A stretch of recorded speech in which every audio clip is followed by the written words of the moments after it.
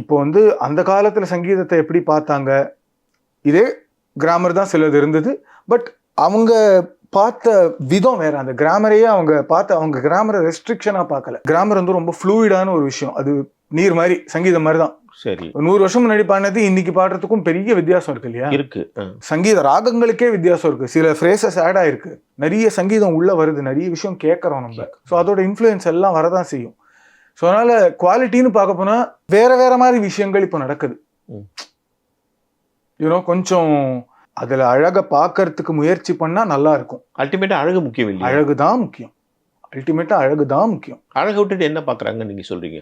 இப்போ வந்து மிருதங்கம் எடுத்துக்கோங்களேன். சரி, அந்த காலத்துல ஒரு கோர்வை வாசிப்பாங்க, சில கோர்வைகள் வாசிப்பாங்க. அது வந்து இன்னைக்கு லாஜிக் படி பார்த்தா தப்பு அப்படின்னு சொல்லுவாங்க. அது அந்த காலத்துல ஏதோ பண்ணாங்க சார் அந்த மாதிரி. ஆனா அது ரொம்ப அழகா இருக்கும் கேட்கறதுக்கு. அந்த சொல்லு கேட்கிற விதம், அது எப்படி கேட்குது, அது எந்த பவர்ல அந்த சொல்ல வாசிக்கிறாங்க. இப்போ ஒரு சங்கதி பாடினா கூட அது வல்லினம் மெல்லினம்னு சொல்லுவாங்க.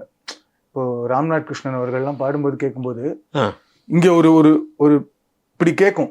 கீழே மருவக பாரிஜாத பெருசாப்பட்டு சரோஜ சின்னதா பாடுவார். அந்த அழகு அந்த மாதிரி விஷயங்கள் பாருங்க. இன்னைக்கு வந்து மருவக பாரிஜாத்த கரெக்டா அந்த நோட்ல இருக்கா, தேவகாந்தாரியா கேக்குதா, இன்னைக்கு தெரிஞ்ச தேவகாந்தாரியா கேக்குதா, அந்த மாதிரி ஒரு எண்ணம் வந்துருச்சோ அப்படிங்கிற ஒரு ஐயம் தான். அழகுதான் அல்டிமேட்லி முக்கியம். அது எல்லாரும் ரியலைஸ் பண்ணுவாங்க.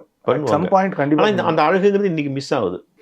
இந்த மாதிரி வெறும் கட்டமைப்பை மட்டும் பார்த்தா அழகு எப்படி கண்ணுக்கு தெரியும்?